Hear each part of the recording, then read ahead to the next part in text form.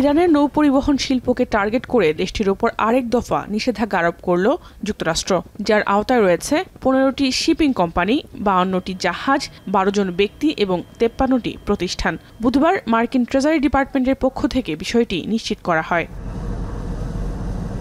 ইরানের উপর চাপ বাড়াতেই মার্কিন প্রশাসনের এই পদক্ষেপ। বিশেষ করে জুন মাসে ইরানের পারমাণবিক স্থাপনাগুলোতে চালানো বিমান হামলার পর এটি আরও তীব্র হয়েছে। মার্কিন ট্রেজারি বিভাগ জানিয়েছে, ইরান যাতে তেল বিক্রি করতে না পারে সেই লক্ষ্যেই ইরানের উপর যুক্তরাষ্ট্রের এই নিষেধাজ্ঞা। নতুন এই নিষেধাজ্ঞায় মূলত মোহাম্মদ হোসেন সামখানি নামক এক ব্যক্তির মালিকানাধীন শিপিং স্বার্থকে টার্গেট করা হয়েছে। তিনি ইরানের সর্বোচ্চ নেতা আয়াতুল্লাহ আলী খামেনির উপদেষ্টা আলী সামখানির পুত্র।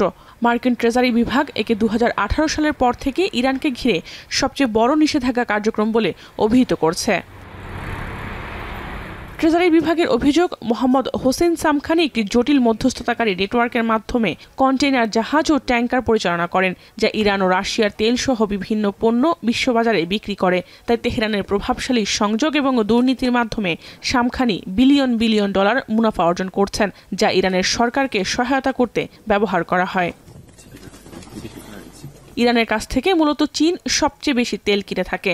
যুক্তরাষ্ট্রের পদক্ষেপের ফলে বিশ্বের অন্যান্য দেশে তেল রপ্তানি করা ইরানের জন্য কঠিন হয়ে পড়বে। তবে বিশ্ববাজারে জ্বালানি তেলের সরবরাহে এটি তেমন কোনো প্রভাব ফেলবে না বলে জানায় মার্কিন প্রশাসন।